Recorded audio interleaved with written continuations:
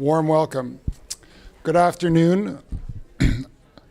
In the back, if I could ask everyone to please grab a seat, and then we'll kick off. I'm John MacArthur. I'm Director and Senior Fellow with the Center for Sustainable Development here at Brookings, and thrilled to be co-hosting this in partnership with Co-Develop. You'll hear from my colleague, C.V. Madhukar, at the end of the session, the CEO of Co-Develop. We are here today to talk about digital infrastructure and multilateral development bank approaches to digital infrastructure and how they could take leaps forward. And many of you have been very active in these debates for a long time. I have not, I will say straight up front. I am an economist focused on a lot of global development policy issues, and it was actually only about 4 or 5 years ago that I started to think more deeply about digital infrastructure questions as unique technological challenges. And we have something called the 17 Rooms Initiative that we co-host with the Rockefeller Foundation. It's kind of a platform for problem solving. And this issue of DPI, or digital public infrastructure, was coming up as the world was thinking about a new type of infrastructure. And the UN was having a lot of these conversations, and we actually had a working group thinking about how the innovation and infrastructure economies could come together around what people were starting to call DPI, not just DI. And it took me a while to register and also to share with my colleagues that DPI is not the same thing as public digital infrastructure. It's a very particular meaning around a very particular stack of technologies for a particular set of common goods challenges. And in that spirit, it's actually been quite a journey to think about what that might mean for global development, global sustainable development. In my own work, I have worked a lot on the Sustainable Development Goals, and Madhukar and I started talking a few years ago about, well, what might DPI mean for the Sustainable Development Goals as a global challenge? And we worked with Priya Vora and others to think, how can we actually start to think through how these different constituencies might connect to think about policy challenges differently? And then a couple years later, we were hosting in another room of that 17 Rooms effort, a group on digital cash transfers and how to scale up digital cash transfers for communities in extreme poverty as kind of a breakthrough technology with breakthrough evidence and no real breakthrough in implementation. People like Stefan Durkan in the conversation, who I see just walked in. Nice to see you. And so in that context, it was interesting. One of the big debates came up. Everyone agreed that we should be scaling up digital cash transfers. And the pandemic had taught us a lot about how quickly this could be done. But there was a big debate on how much this should be done in the places that only had the existing digital infrastructure and the places where we need to wait on digital public infrastructure in order to do it. So I, as a naive in such topics, said, well, what do we know about which countries are ready? And the answer was, well, we don't. I'm crudely summarizing, but that was the answer. We don't know which countries are yet ready, that are confronting extreme poverty, that have the infrastructure in place for digital payments, for digital ID and so forth, and have the policy framework ready to go to actually scale this up where they need it. And that led to a new set of conversations with Madhukar saying, well, maybe this is something we could start thinking about together.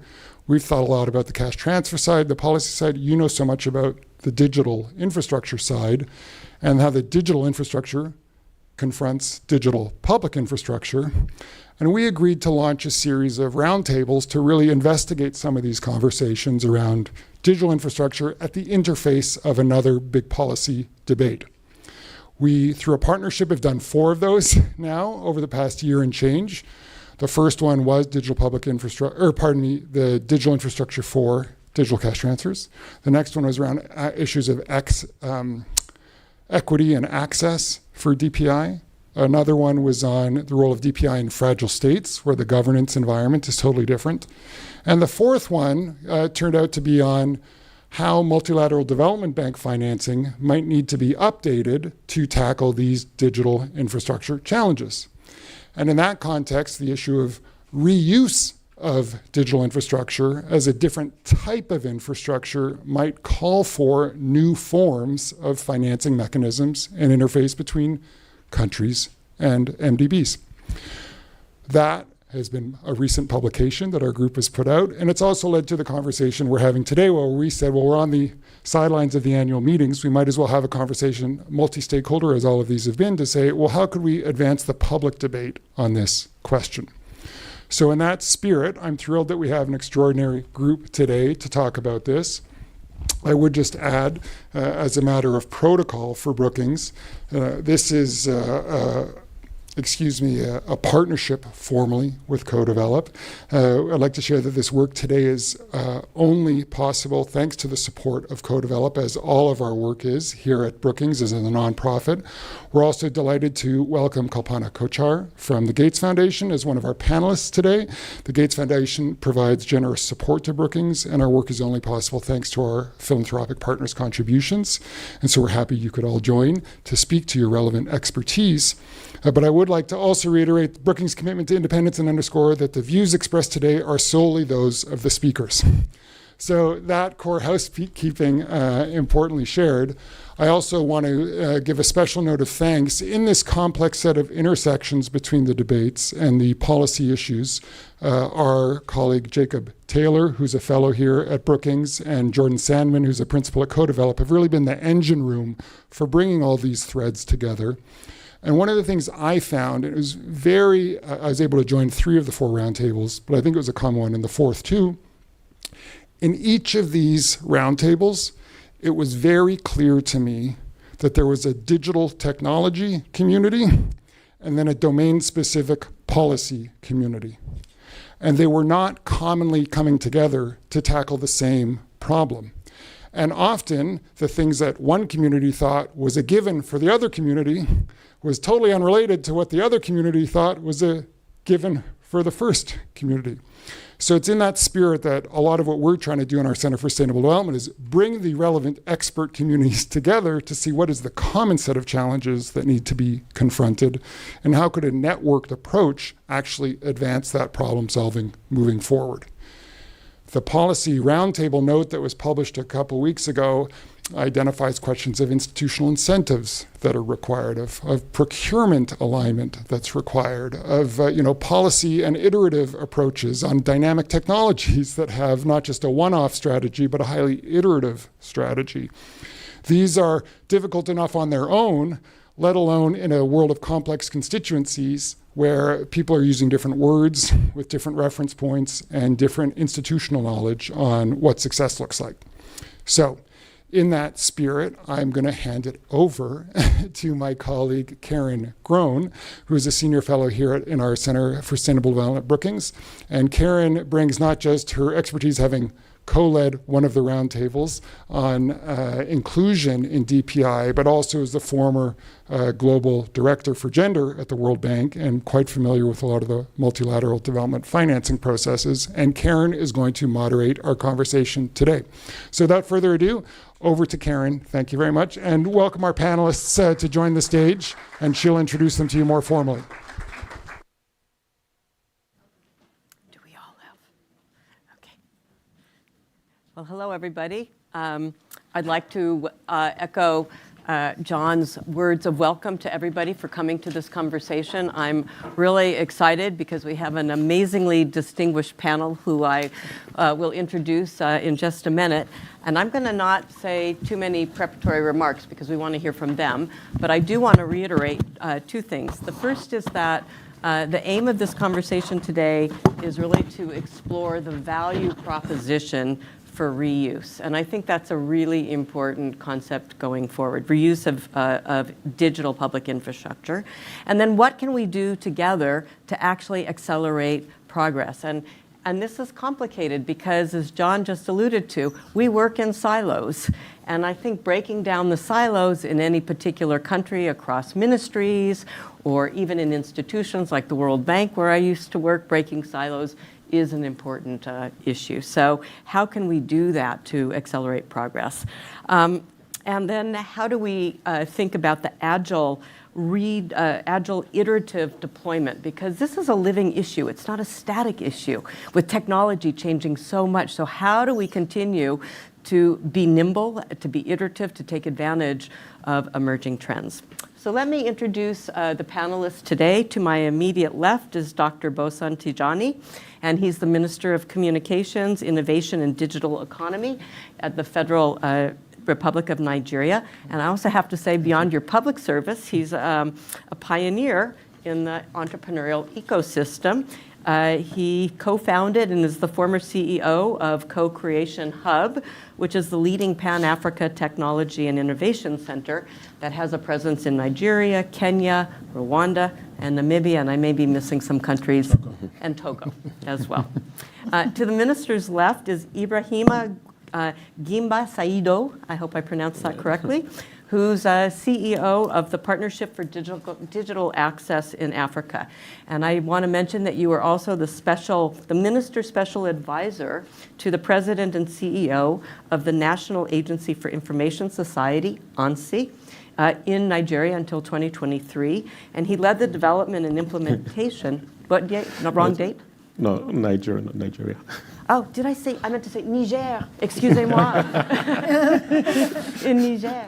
I used to work in Nigeria, and so I was focused there, in Niger. And he led the development and implementation of Niger's first digital transformation strategy, known as Niger 2.0. So welcome. Next is Frank Nagel, and he's a research scientist at the Massachusetts Institute of Technology and chief economist at the Linux Foundation. I was wondering, I used to say Linux, but it turns out it's Linux Foundation. Dr. Nagel studies how competitors can collaborate on the creation of core technologies while still competing on the products and services that are built on top of them. And he does a lot of work that touches on many issues that are going to come up in the conversation, including on open source software, crowdsourcing, free digital goods, cybersecurity, and the list goes on. So welcome to you. And to his left is Kalpana Kochar, known to many of us, and she's Director of Development Policy and Finance at the Gates Foundation.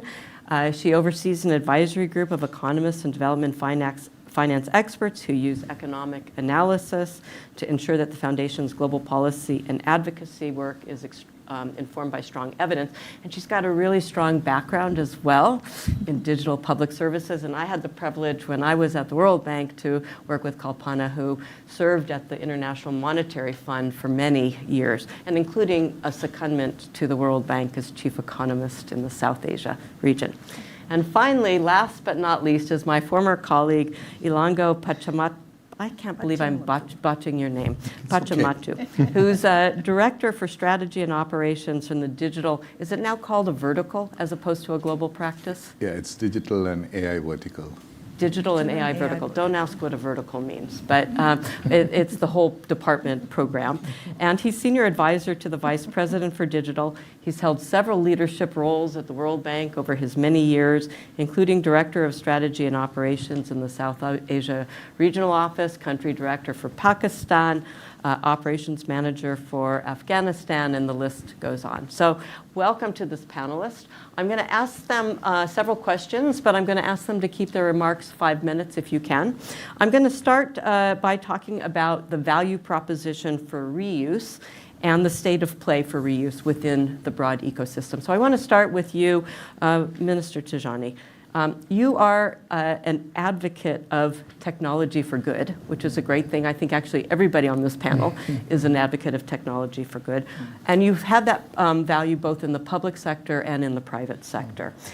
Nigeria is, I think, at the forefront of building digital public infrastructure. The government has launched the Presidential Committee on DPI to coordinate efforts, aiming to connect citizens with affordable broadband, payment systems, and to foster digital inclusion for businesses as well as for families. So from the perspective of a country, as you build this ecosystem, how important is reuse? And how do you articulate that to your citizens in the country? Because you need to make investments for this. That's right. Thank you so much for the question. So I'd like to talk to DPI by painting a picture of why DPI is important. Because you see the conversation around DPI can truly move between conversations on e-government and digital public infrastructure. I think we don't oftentimes clarify the distinction.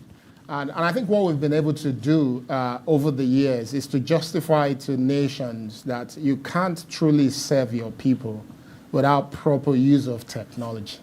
That's what we've justified to governments all over the world. And I think we're coming to a point as well where that justification is actually not required. I think it's clear to us that whether you're in the private sector or public sector, without technology, efficiency is not something you can achieve. But because of that, we've seen over the years tremendous investment in the use of technology to deliver public services, and we're still seeing it, which means many agencies and ministries don't actually have to do any deep justification for why their IT budget should be significant, right? And that's what comes with e-government. We all know that we should do e-government. But what we see, for instance, as a minister in Nigeria, is when you look at the national budget, the line items for technology is extremely huge. And you see that being repeated. You look at some of the line items, they're quite similar in nature.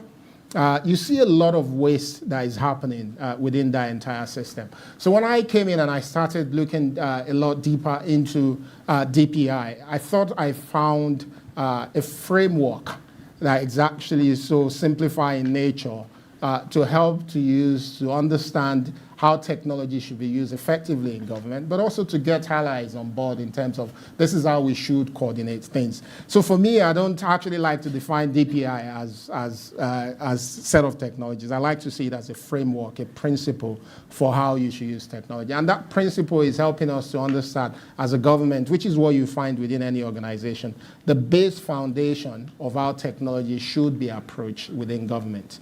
Which is why, for me, I like the three elements of it. If you have a clear ID system, which is a requirement for any IT system, you have to be able to identify the people that will use it. You're starting on a journey. If you have a payment system in government, you're either paying people or people are paying government. So that's also something that is extremely important. And the last one, of course, is data exchange system, because governments are typically big, multiple organizations, and you need to be able to exchange data. So that, for me, is the starting point of the simplification, the effective use of government funding. And what that speaks to is really the beginning of how we start to use the resources more effectively. And if that's the principle we're speaking to, which is to ensure that we're not wasting resources, you start to see why reuse is a major element of that. If my ministry is already doing something, how do I ensure that someone else is not building the same thing? This is absolutely fantastic. I wasn't going to ask a follow-up question, but I am going to, which is, have the line ministries accepted the argument? Because they have to submit their budgets to the finance ministry, and there's competition in a context of scarce resources. How do you manage that tension? I think the way to manage, and it's always the starting point, and which is why I keep, what we've been pushing a lot in Nigeria is a data exchange system, as against just simple individual use cases. Because the case for DPI is that if you have a robust DPI system within any country, what you're actually doing is opening up opportunity for innovation. It means the ministries, the agencies can be a lot more innovative with how they use their budget and how they use technology. And what they have at the minute is that they're limited to a few tools and systems that their budget can buy. But once you have a DPI system in place where exchange is taken care of, data management is taken care of, payments is taken care of, the meager resources that the agencies have, they can actually use that to invite more innovation here. And other things to help the... And so many other things to help them deliver better. Terrific. Okay, I'm going to turn to you, Ibrahima. So we've just heard from the minister about Nigeria, and maybe you can take up the issue of digital access for other countries in sub-Saharan Africa and give some examples even from Niger, where you were in charge of setting up the identification system. It would be great to, part of the use cases demonstrating effectiveness, efficiency, cost savings, and so forth. Where are some of the other countries going in this? Well, I think it's, the minister has said it all. I mean, most countries are trying to follow a similar path. What I would like to add to that, maybe I also like to give some sort of analogy. is to look at all this as, let's say, the blood in the body, right? That's how I see the DPI, because it's something that really supports, the functions of all the critical organs, which are maybe the vertical ministries, as you said. So that makes it easy also to bring all those on board. And by doing so also, you then create the condition really to optimize. It's all about optimization. So how can we, and that's what is happening, that's what started in Niger. Actually, it's even a good coincidence today. They're launching the connectivity of schools, health centers, etc., across the country. But what is being done is really to bring all those together and then look at things from the community perspective instead of looking at it from an individual perspective. It's a way to optimize. That way you have a single resources or a digital road or highway, whatever you want to call it, to that community. And that's how you also justify reuse. That's how you can bring the different partners on board. You take electricity, for example, you have the power lines, right? You leverage that to bring your connectivity, for example. You take a health center, you use that health center as a hub for the community, right? And so that's what countries are trying to do. And as the minister said, I think now in most of the countries, people really understand that there is a need to optimize those resources, whether it's infrastructure itself or other resources, even financial resources. Because from the Ministry of, let's say, digital transformation, for example, you set, let's say, the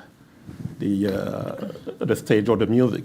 I like to call it even carpooling. Maybe some of you have heard me mention that before.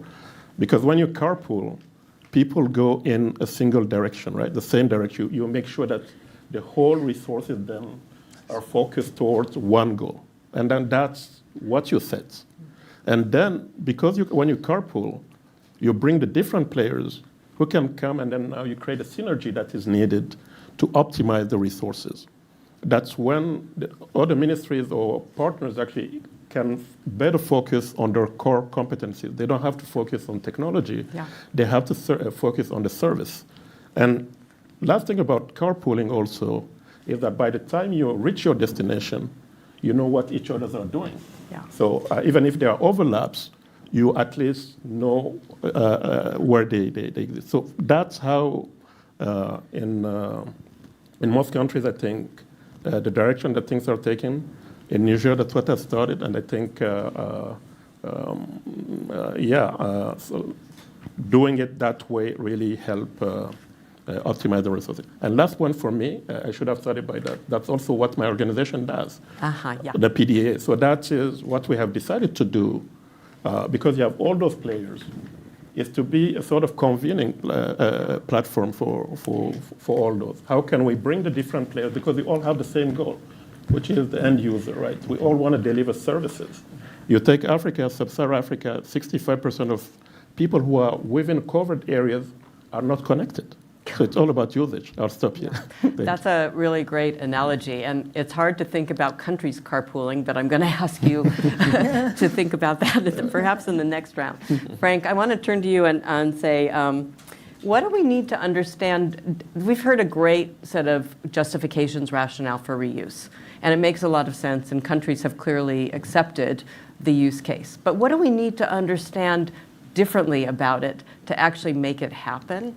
And for those of us who in the room who may not fully understand all of the technical underpinnings of DPI, perhaps you can explain that a bit better. Sure. Yeah, so that's sort of where I operate, is the lower layers of the stack. And so I think one of the most important things to understand is just the value that this technology, these open technologies can create. We did some research looking at kind of global usage of open source and estimate that it sort of saves the world $9 trillion because people are using open technologies rather than paying, all our friends on the Pacific coast of the US for the same or similar technologies. And so I think the value is there. I think there's two things though that happen. One is sort of this assumption that free and open technology, we can just drop it in and it starts solving problems, right? And I think in the old days, open technologies, open source was a little more plug and play. Today, it's much more the building blocks to create whatever it is you want to create, right? And so I think that mismatch is that you cannot just drop stuff in. You need to have kind of the capabilities to build it together and then design exactly what you want, whether it's an identity system or a financial system or things like that. And so I think that yes, the software is free and it's open and anybody can use it, but it's going to require a whole bunch of effort on top of that, right? We often talk about, this term is less popular these days, but total cost of ownership of a technology system. Technology system, and often the cost of the software itself only ends up being 10 to 20% of the overall cost. So even if we get that 10 to 20% for free, we've still got the other 80, 90% of people, servers, energy, all the other things that we need to do whatever we're doing. So that's kind of bucket one, is just understanding the capabilities of the technology and the complements that are needed to actually build useful things out of it. The second piece I would say is that often open technology is a little misunderstood. So I was talking to representatives of a government in Asia that we were talking about AI and what they're using for AI to help do the things that they do. And I said, oh, tell me about the models you're using. And they list off the OpenAI and Anthropic and the big players. And I said, why aren't you using open models for the AI stuff that you're doing? And they said, oh, well, if we used open models, then all of our citizens' data would also be open to the public. And I said, wait a minute. That's not how it works. Let's have a conversation and help me understand why you think that's the case. We talked more about it, and there was just this fundamental misunderstanding of open technologies that sort of persisted from the early days of open source, and now has just kind of taken a different view within the context of AI. But in many contexts, if you're using the closed source proprietary stuff, you're actually sending your data to that company, and your data is leaving your own confines, right? Whereas if you build your own systems using the open technologies, you actually have much more control over your data and your citizens' data and everything else, right? And so I think those two misperceptions are important ones. And that second one, where this isn't public yet, but we're doing some research that hopefully will come out soon, that we're able to show that if you had kind of two AI models that were basically the same in terms of capabilities and performance, but one is closed and one is open. The closed one is A, much more expensive, but B, is also much more widely used, even though they have the same capabilities. And we estimate that across the AI economy, there's about a $30 billion savings that could happen if people swapped to more open models. And so I think those two together, again, the kind of understanding of the technology, both its good and its limitations and what it can do, and also understanding how we need to think about what this stuff does and to help overcome some of the mythological concerns about open technologies. And I think too that also, there's probably, I work at a business school, right? So we think about competition all the time. And I think, as you alluded to, a lot of the work that I do talks about collaborating on the core and competing on the edges and what's built on top. And I think DPI is a great example of where we can collaborate on the core, because that's not where businesses are creating the value that they're creating, right? It's not that kind of low layer, and we can work together there with governments, with private sector to create that, and then we can compete on top of that and still have our free market that we know and love. Yeah, and I'll be interested to hear your thoughts in reaction to that in the next round. But I'm so glad you mentioned the issue of control, because when you think about citizens' perceptions, issues of control over the technology, their data, and so forth, it rises to the top of the list. And if people feel that they don't have control, there's a lack of trust in this. So creating that from the ground up is really essential. Kalpana, you are one of the independent actors. You've been on the inside, you've been on the outside, you're with the Gates Foundation. How do you think we can leverage philanthropic resources? Not just the money, but you have tremendous power for technical assistance and convening.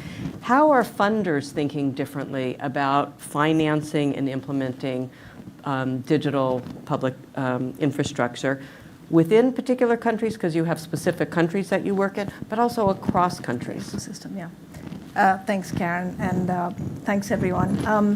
Let me just sort of make maybe four sets of points. First of all, I think funders do need to rethink, and I'm thinking about the big funders here, not us, but well, including us, I think, but the World Bank, rethinking digital infrastructure as not just a solution for a single problem. Yeah. And the irony of it is that a lot of, actually, MDBs, World Bank and others have spent a lot of money helping build physical infrastructure, roads, bridges, whatnot. These things aren't single-use infrastructure, right? So why not think about and so coming to your point, your first point, Karen, on reuse, why not think about digital infrastructure also as built for reuse? Yeah. So that would be one, I think, that we really do need to move from these rigid, large-scale projects to much more modular and flexible approaches. And I think in aligning incentives to reward this openness and reuse and interoperability, the bank is one of the largest funders. That could become part of how they plan and disperse their funding. The second, I think, is something that Frank also said, really focusing on investing in people and institutions. I mean, is a lot of the mechanisms that you all talked about need to have governance and need to have strong institutions. Just first to increase people's faith in the system, but also really to keep things safe. That would be sort of the second point. The third one, I think, is to shifting from getting funders also to think about not just milestones based on implementation of the technology, but milestones based on the outcomes that you get from that technology. And can we shift incentives as a financing ecosystem in that direction? And then finally, I think collaboration amongst funders to finance DPA collaboration and not competition. I loved what you said, Frank, about collaboration in the core and competition at the edges. So I think really no single institution, I think, can bear the cost of this or the risk of funding digital public infrastructure. And so the pooled mechanisms really do create strong incentives to cooperate. I have to say maybe I'll talk about it in the next go around, but there's just so much momentum in Africa, especially for this collaboration that we're seeing across the board. We need to jump on that bandwagon is actually already rolling, and we kind of need to get on it. And in the next round, I'm going to ask you a little bit more about the milestones based on outcomes. I think that's actually really, really important, and it's a hard one to get to. Alongo, I'm going to ask you a question, the challenge, actually, that Kalpana just laid out, and having been at the bank where Go for it.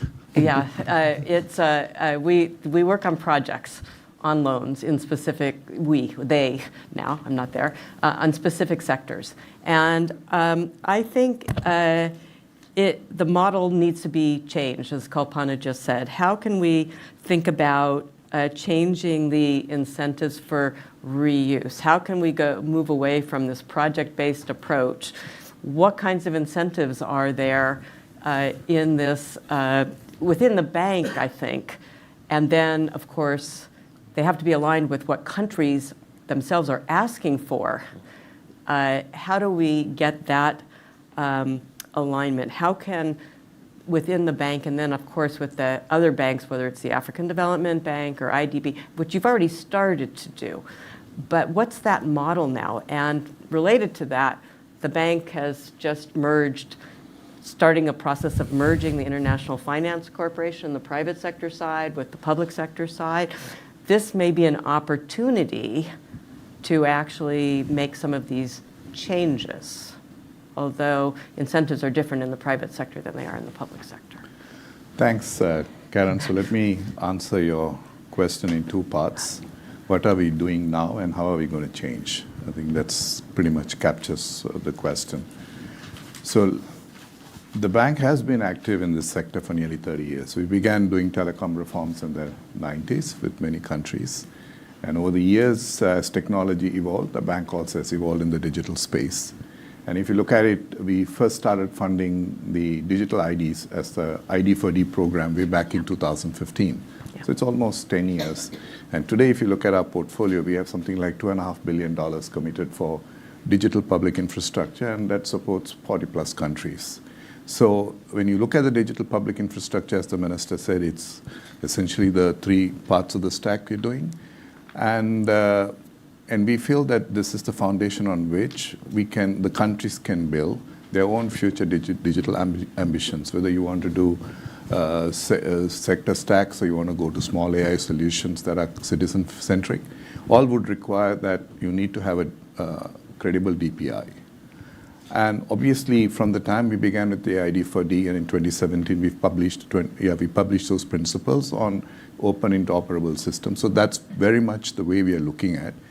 And going forward, we do think that with the creation of the digital and AI vice presidency or vertical and many country programs already kind of having demands growing for support on DPI, including I think we're discussing with the minister for probably $1 billion program in Nigeria as well. So we do see this as a huge growth opportunity for us. But we can't succeed if we don't have a functioning, open, interoperable, credible DPI system that works across the whole of country, whole of government. So that's how we are doing it. To your second question about what's going on now in the bank, in some respect, we've been at this before of bringing the World Bank group as a whole in advancing the knowledge agenda. We've had some success. We've not had great success as well in some cases. As you, Karen, and I were talking about what happened 10 years ago. But the difference this time is I think it's World Bank group-wide effort. IFC and IDA IBRD staff will be together under 5 vertical vice presidencies reporting to the managing directors who will all be doing knowledge. And the important difference this time is various other functions also coming together as one World Bank group. But the most critical one is at the country level, we're going to have joint representatives of all the institutions, which means the public and private sector solutions are now going to be offered as an integrated package of platform of services to governments, unlike before when you had 2 different models trying to deliver and which often led to a public versus private situation. So to us in the digital space, if you look at it, public sector needs to come on the policy and regulations as we've been doing, and how can we use our existing suite of instruments, including our budget support operations, to see what further reforms are needed to encourage countries to go towards the reuse concept. By the way, the reuse itself, the term, might have some pushback from governments. Say more about that. Because, I mean, if you were in the environment movement like me when I started in the bank, reuse means it's already been discarded and you're finding a way to reuse it. Okay, whereas, and we're having the same debate because of the big AI versus small AI, and some of my colleagues feel that using the term small AI means countries would think that they're getting inferior kind of support. So terms mean a lot. So, you know, So do you have an alternative framing?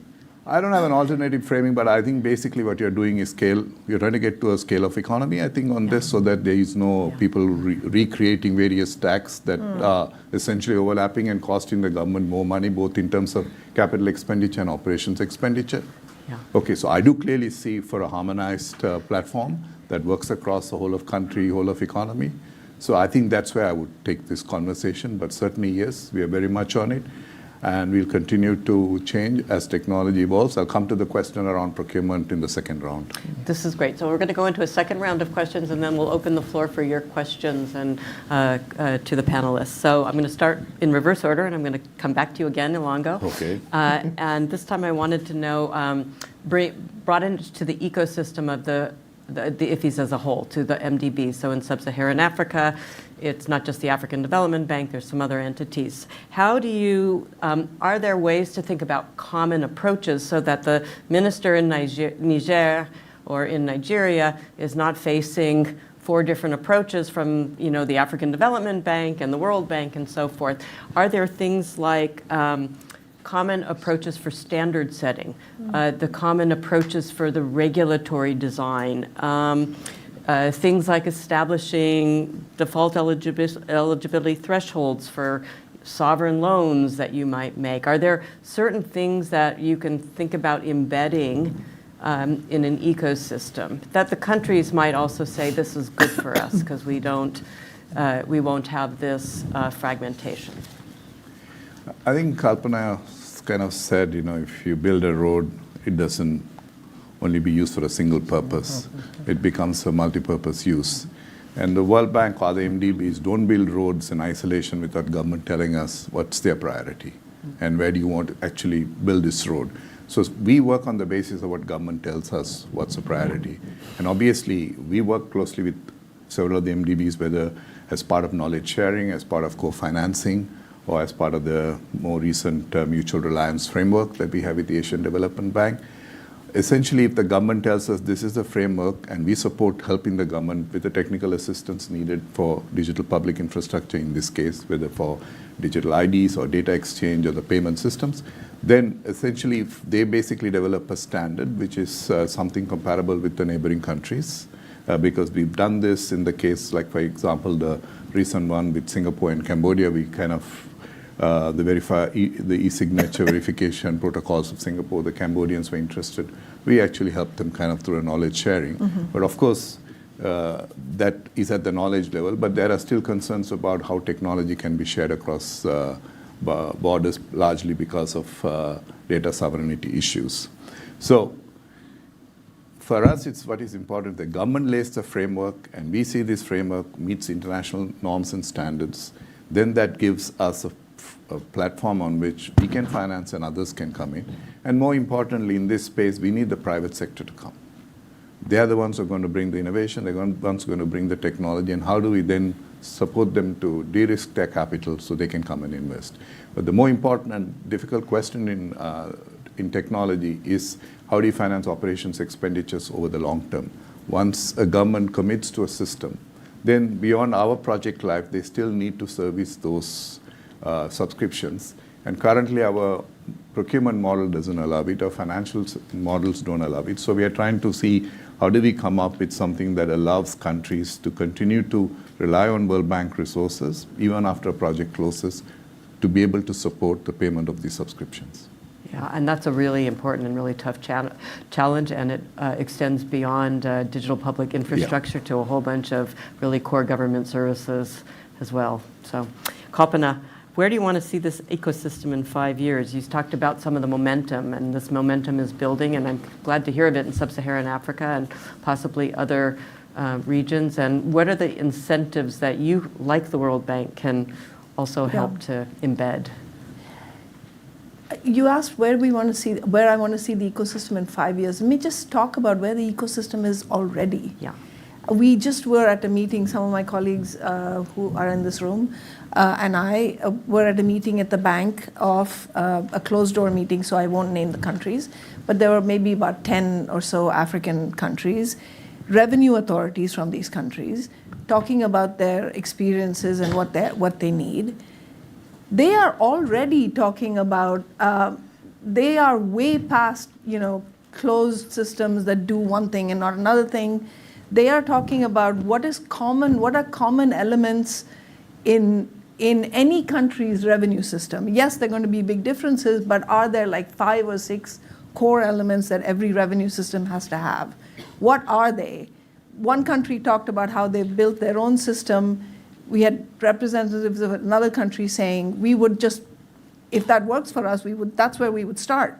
Why would we go back to start rebuilding and so on? So the demand ecosystem and collaborate, and nobody's looking, they all see this as hugely collaborative. They don't need to compete on this, right? So that was just one example, but they're also, they're talking about having people already coming out of colleges in these countries who are being plugged in, with some amount of maybe computer science backgrounds coming in and helping them build and work on these systems. So I actually, to your point on OpEx, countries are paying now. They're paying a provider to do it. That's in their budgets already. They're paying, and not only that, every time a budget changes and some policy changes, they go back and they put in a change order and get a huge bill and 2-year delays. So the OpEx thing is, I don't know, maybe we can do a calculation of which is more or less, but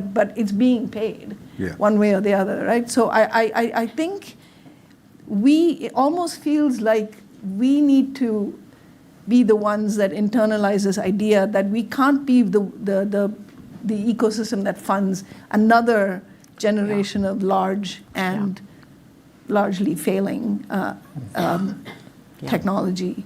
And because it was really very impressive what I saw yesterday about people just wanting to move on and talking about total cost of ownership, saying it is too high for us. Yeah.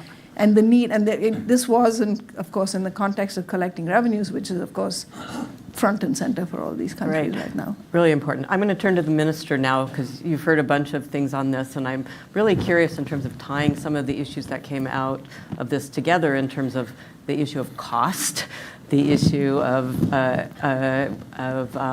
open source versus the private side of this, in terms of being what you might need from your international partners. You as a country perspective, you, as Ilongo said, they respond to what you are saying you need. So what do you need from them, both the MDBs as well as your philanthropic partners? I think you're reading my mind because I was wondering if I would be accused of mansplaining. Because I thought you shared deep insights that the entire DPI community should actually be made to pay attention to. Because when we talk about this whole thing about openness, I think we've seen the unfortunate case, Frank, but I'll come back to something that you said as well, which where the open source community seems to be the champion for openness in DPI, which is a red flag, in my own opinion. And the reason being, what you said, Kalpana, is extremely powerful. You said we don't build roads and rails to be used by one entity. These are foundational investment in infrastructure for economic development in any part of the world. But today, digital infrastructure is also joined that list of critical infrastructure that we require for economic development. So they can't be built in such a way that it's not open, interoperability, which I think the bank is talking about the most. And what I like about the way you framed it, outside of the open source bit, is that we have to collaborate at the core. Yeah. Right. I think if we can articulate this, then we start to see why reuse in DPI, it's not about competition. If you're going to do interoperability, we can't have multiple solutions that we want people to exchange things on. We need to start to have standard, which is why the project we're doing with the bank, where we're investing $2 billion in 90,000 kilometers of fiber optic network, it was difficult. The private sector was almost going to push us to say, government, mobilize resources and give it to different private entities to build different parts of the network. But with the bank, there was strong clarity that interoperability is important, which is why we agreed that the building was going to become an wholesale open access network, which means the fiber network will be open to any ISP that wants to buy wholesale to be able to serve the people. That's interoperability. So we're actually not killing business for anyone. We're just saying connectivity is critical for economic progress, and we're inviting anyone to be able to use what we're building. And that's what I like about the bank. I think the bank is building one of the best team in digital in the world at the minute that also has money to spend. And so I think for me, the framing that we need to help is really taking that insight from Frank that he said, let's collaborate at the core, taking what Kalpana said about this is what we need to grow. Let's not make it an open source conversation because we must truly open it. It has to be open. We have to reuse what's been built. But I think when we target the open source conversation, it starts to feel like we want to kill the commercials. But when we share stuff, we actually provide opportunity and invitation for innovation. Okay, Frank. Can I? Go ahead. So a couple things. So one, yes, I work for the Linux Foundation. We support lots of open source projects, but even the Linux Foundation would say that open source doesn't have to be the answer everywhere, right? It is a useful answer in many contexts, and I think your points about standards is actually something that we're coming to argue is openness allows shared standards, allows shared communication. And so, even independent of the software that you're choosing, right? Like the openness of the protocols and the data layers, the whole stack just allows that interoperability, and that makes everything better, whether you're building on top of that things that are open source or not, right? Either way. And so that's thing one. Thing two is that I think this goes back to sort of the long-term view of these types of things. Often what we see, and this is more with my researcher hat on than my Linux Foundation hat on, but we see that often when open source is used to build these bigger projects, you end up with you end up in turn training the local workforce as well, because they're, rather than calling in all the consultants or all the big tech companies and things like that to build it for you, and then they all leave and forget about whether we can pay for it a few years from now. It's investing in the technology and the know-how and the learning that helps grow the localized ecosystem as well. And so I think that's one of the things that, again, from the research perspective, is that we see that there's these broader spillovers from openness. It doesn't have to be open source, but open and interoperable, because then, when the consultants all leave, there's actually some tech knowledge that's being left there, which has these longer term implications that are positive for everybody, right? Great. Ibrahim, I want you to weigh in on this conversation as well, and what you think about this, because now as this is going forward in terms of, and the momentum that Kalpana mentioned across countries, is there a common vision on what the core actually is that we should set up, and where competition should prevail in terms of at least the frameworks? Maybe before answering to that, what I would like to maybe add to the conversation is maybe what we could expect, from institutions like the World Bank and the like.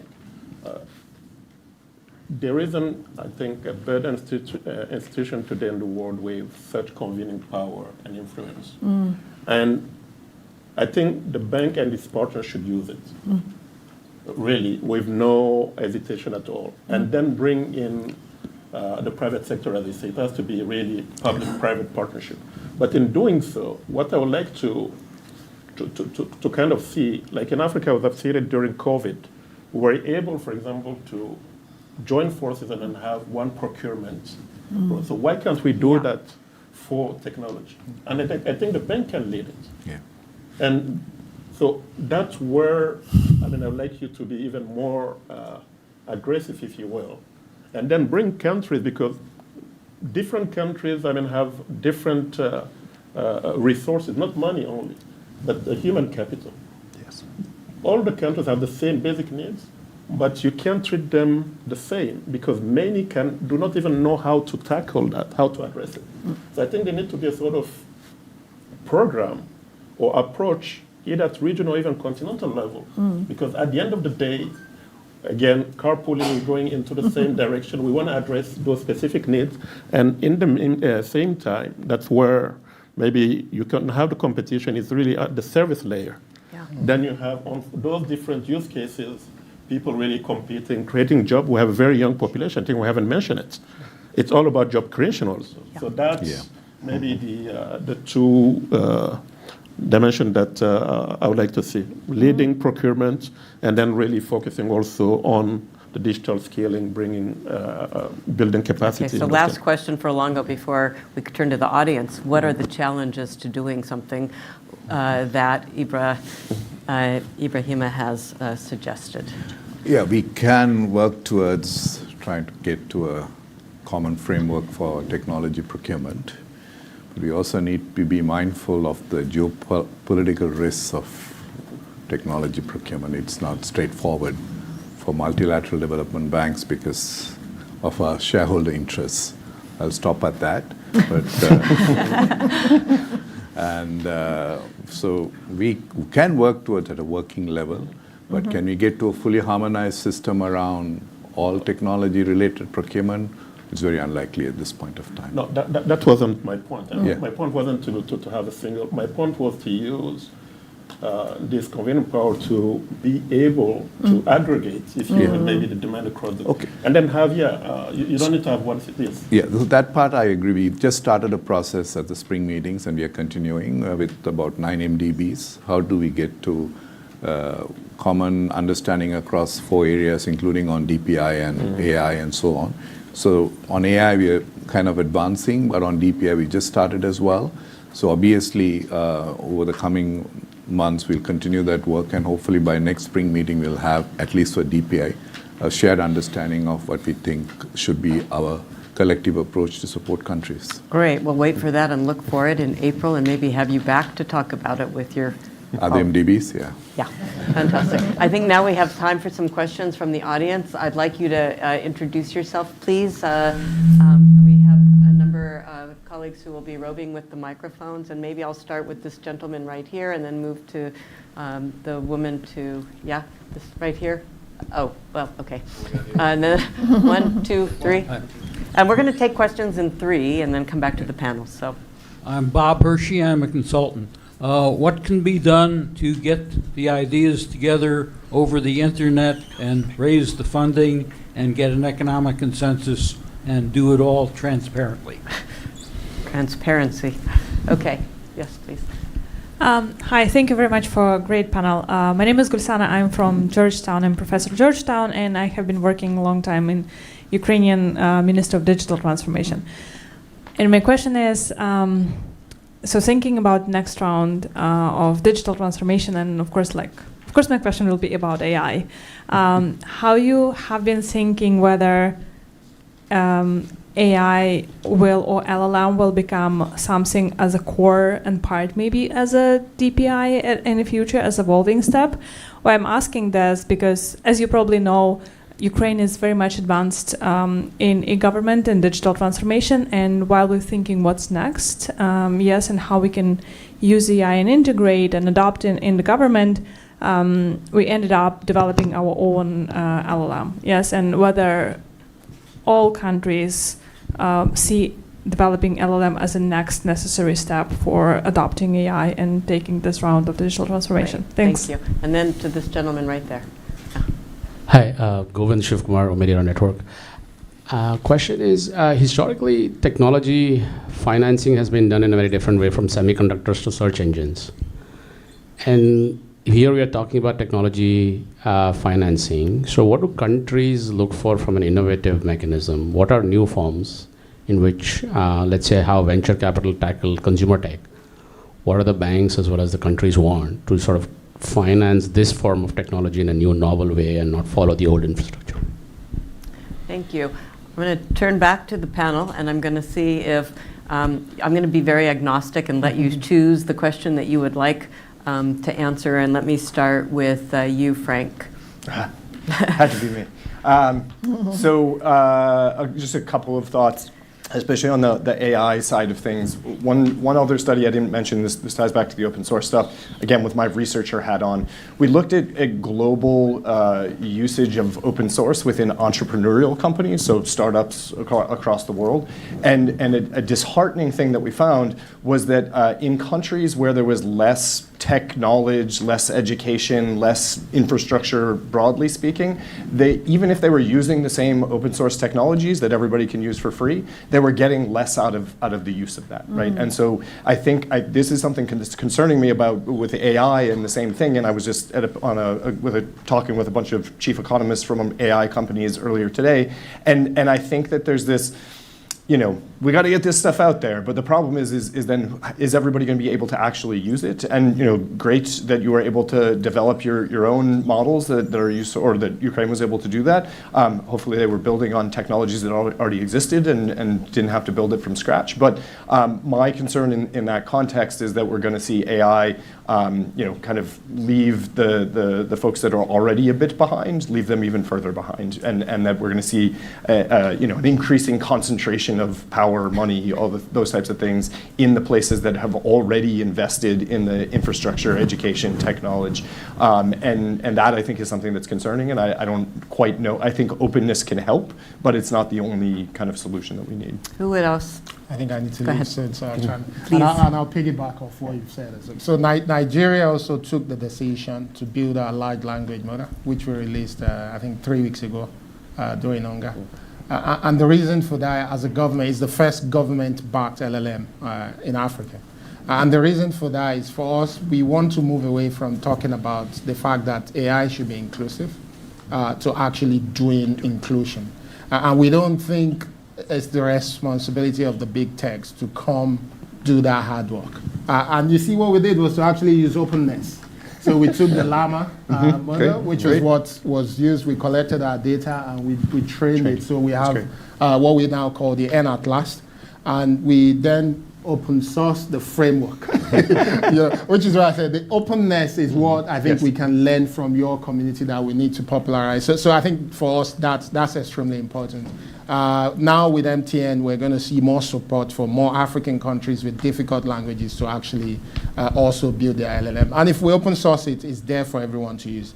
It's not about just sovereignty. For us, it's about ensuring that global AI is inclusive and speaks our language, and the people can use it.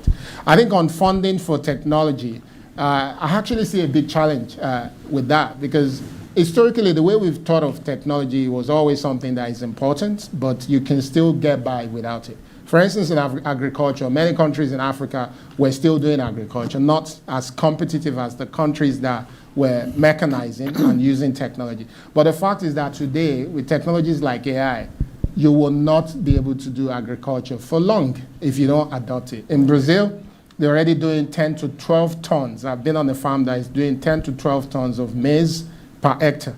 The average in Nigeria is 2.5. And I've been to a feed mill that is importing all their maize from Argentina and Brazil.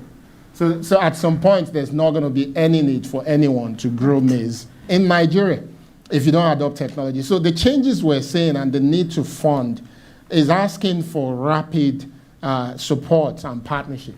It's not the sort of thing where we can be talking about investing in AI and some countries are still behind in the next 5 years. That 5 years will cost you probably another 10, 15 years to catch up if you don't invest in it today. So it's actually the urgency around this investment is important. It's the same with connectivity, what we're doing with the bank. I think it's the fastest project in the history of the bank in Nigeria. Because the case we made is there's no way, Nigeria's average age is 16.9.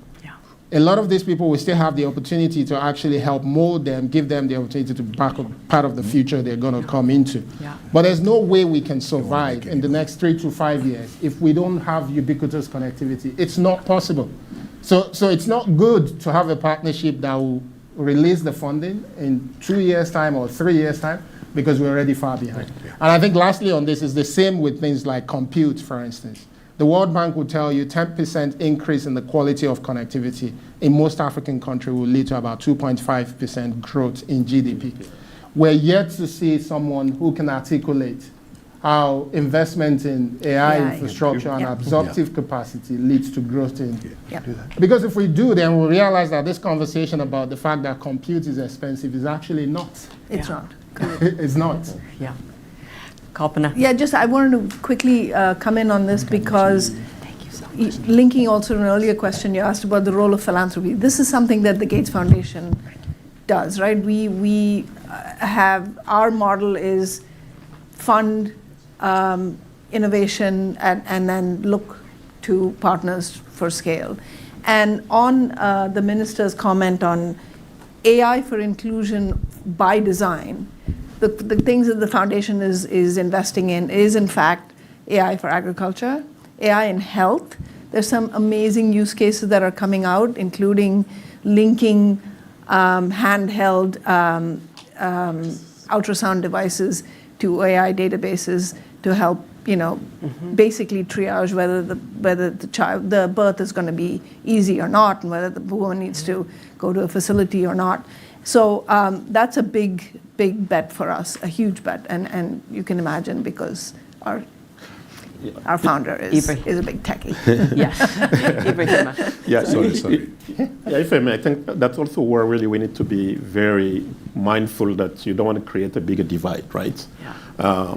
AI, like Africa today, maybe contributes, 1-2% of the data, right, on the internet. So that's, again, where partners like our institutions need to work together to make those use cases work. We need to be able to create local content. We need to be able to feed those systems with data locally.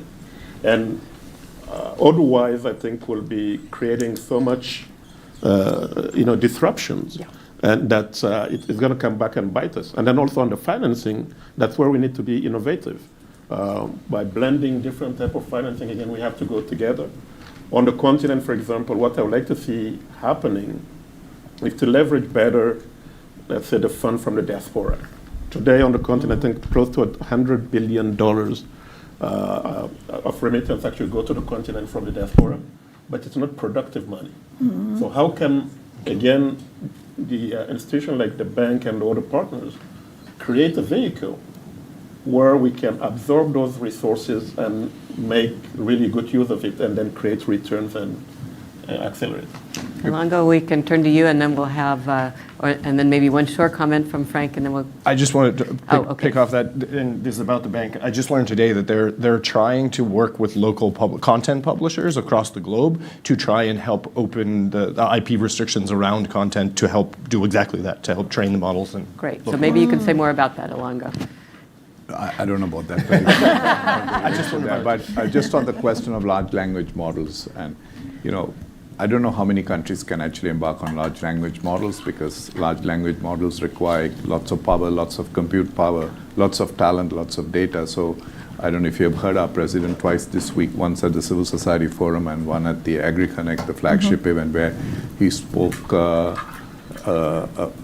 about small AI solutions where they operate on edge of the network, which doesn't require a lot of data, doesn't require a lot of the compute power needed, but yet can provide the solutions needed by farmers or by teachers or doctors. So that's probably where we need to be in terms of supporting the lower middle income countries, which still struggle with access to energy. So we cannot just go and say, advocate for LLM, which is going to take energy away from people who need it for their basic needs. Great. I think we have a lot of questions. I'm going to start with the gentleman over there whose hand is up. I'll take one from there, and then I'll go over here to the woman over here. And I'll do one more on that. We'll do 4 questions, and then everybody will be quick in their response. Hi, my name is Anirudh Chaudhary. For 19 years, I led the digital transformation work in Bangladesh. Now I run an NGO out of North America, actually global NGO, focused on digital transformation of governments. Just a thought that I wanted to share. I think the language is important. Reuse, Alongo, you mentioned that. And I found in my work, language really mattered, how people perceived it and accepted it, adopted it. So reuse from a government standpoint, nobody wants to reuse somebody else's work or so I think what we have used sometimes is a shared resource or shared asset. And that may make more sense because it's shared, right? I mean, a road is a shared asset. An airport is a shared asset. And that's how I think reuse may be rethought. Great. Another thing, I think importantly, the procurement is broken, both on the funder side and on the government side. If you have to use open source, if you have to use DPGs, if you have to use open data, open content, the way procurement is done is not going to facilitate that. So that's where I think a lot of effort, rethinking, reimagination needs to come. How do we procure for shared resources? The businesses have already done it, right? Going from monolithic to microservices architecture. So if you can bring institutional microservices, micro institutions perhaps, rethinking that, maybe we can find a solution. Great. Just a thought. Question. Thank you. Thank you. The woman over here. My name is Ya Juan. I'm doing research in gender in healthcare, digital healthcare, in Johns Hopkins University. So my question for 2 ladies. So also the global summit on Women 2025 closed this week, and then they also addressed the AI and gender. Is very important. So my question is, if we work on the gender in women, what's the most important things? What's the most important things we should do, and also what kind of job for broking or for guys foundation? What kind of jobs they did, or what's planned for the future to the gender in AI? Thank you.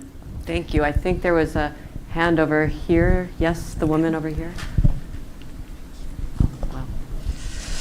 Thank you. My name is Ina. I'm with GIZ, German Development Corporation. We have supported GovStack as an international and global standard for governments and e-governance.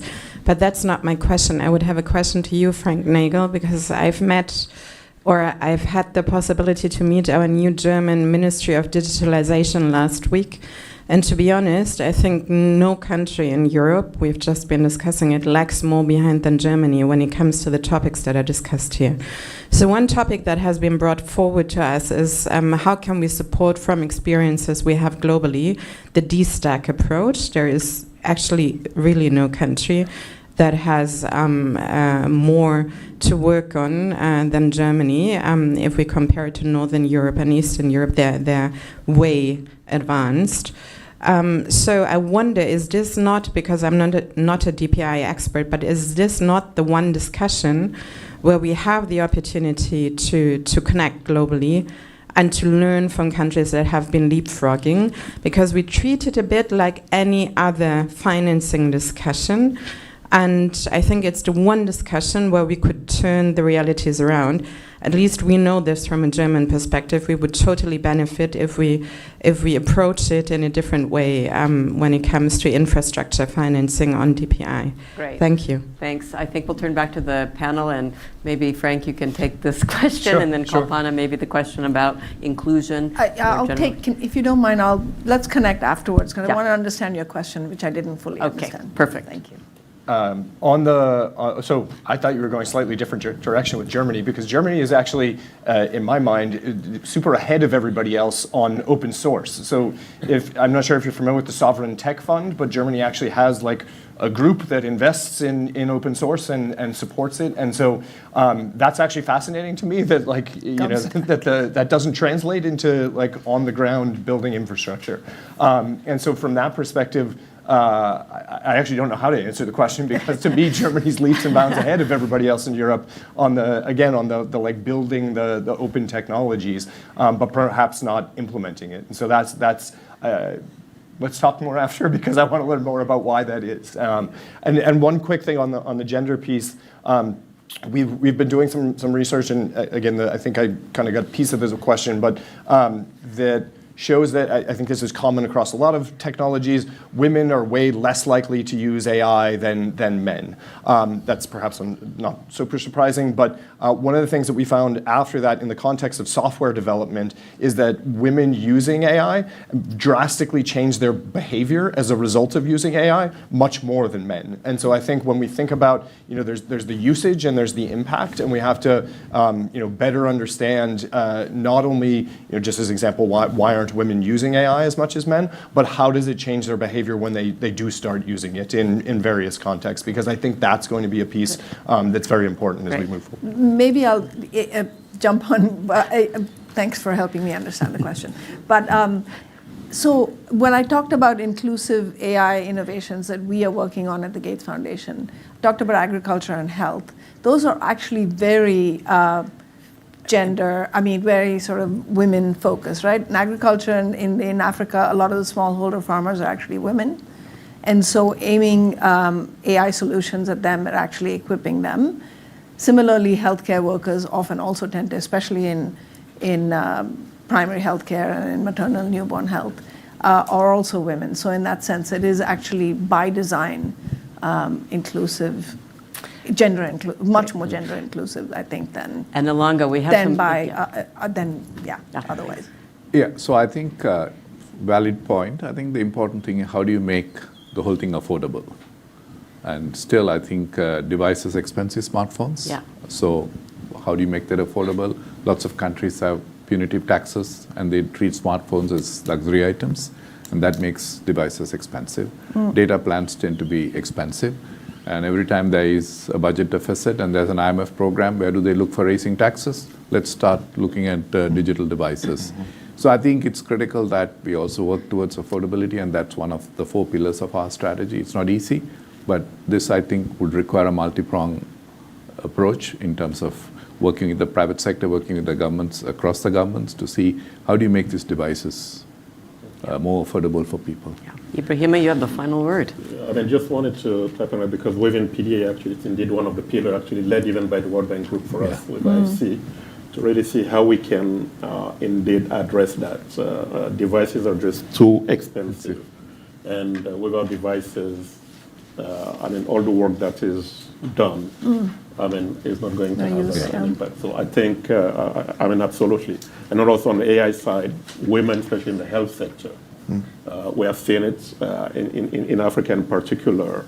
They are the one, look at the mortality, women mortality. So, yeah, it's just maybe those 2 points that I wanted to add. And for me, well, I wanted to say a word about the terminology and the framing away from reuse to something like a shared asset or a shared resource, which might be something that this community, in terms of some of the issues that you had raised at the beginning with the pushback in terms of the framing on reuse. Let's give our panelists a huge round of applause and thank them. And I would like to invite CF Madhukar to the stage to give concluding remarks. I think maybe we should exit. Thanks. No, that's okay. Okay, why don't we, please.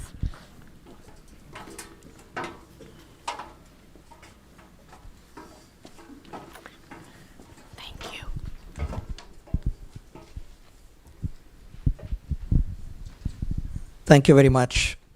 What a fascinating panel. Thank you. Thanks a lot. Wonderful discussion.